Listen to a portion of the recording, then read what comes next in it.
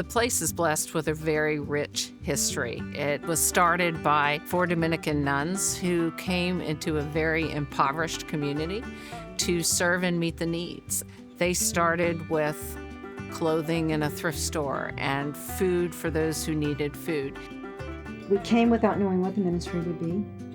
We came not knowing exactly where we would locate, but with an openness to serve where the call seemed to be great for us, where we could see needs.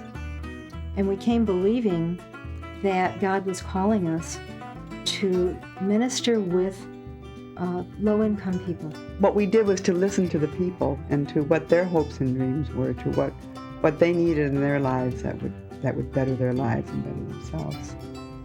And then we responded to that call the best we knew how. When I first met June and Catherine, they were like a force of nature. They were two incredible human beings. They're the sort of folks that you knew immediately were people of profound value. They knew what their mission was and they were going to accomplish it, and they certainly did. Mid-90s, they decided to break from the Catholic Church and stand on their own 2 feet. Then in around 2000, they purchased and built the land that we have now.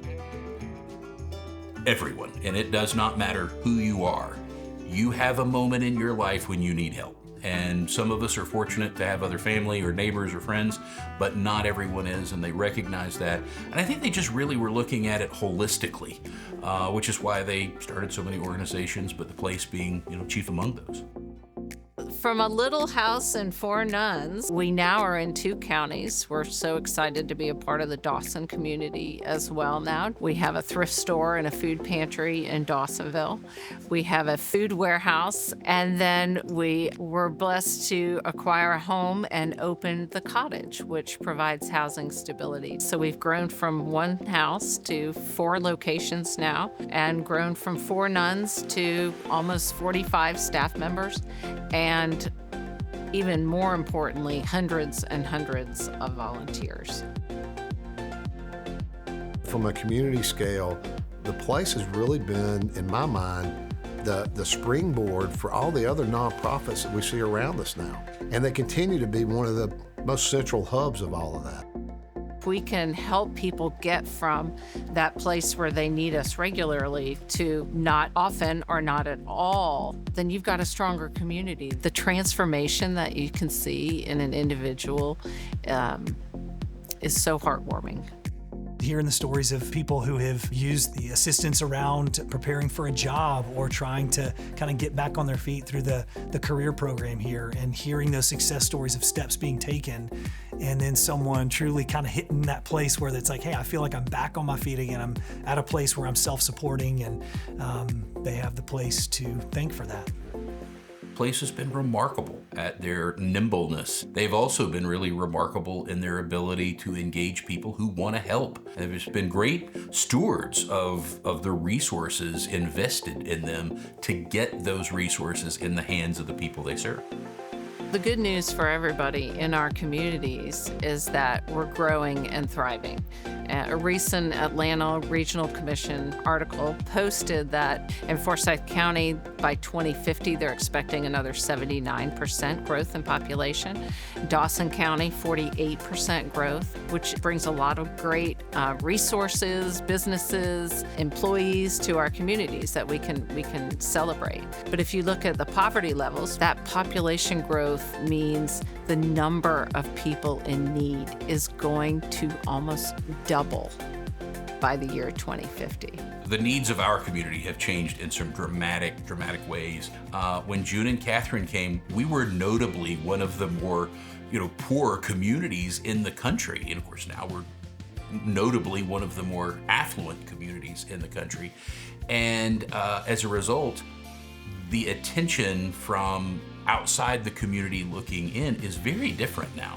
And that makes this work a lot more difficult. I mean, you can have someone sitting at a stoplight that's in a $150,000 car, and they're next to a car that was just fixed that morning in someone's driveway, and they're desperate for that thing to keep running throughout the rest of the week, because without that car running, they're not going to be able to get to work, make an income. It's like you've got everything in between. So I think that gap is going to continue to widen. I think you're going to continue to see the growth of affluence, but I think we're also going to continue to see need.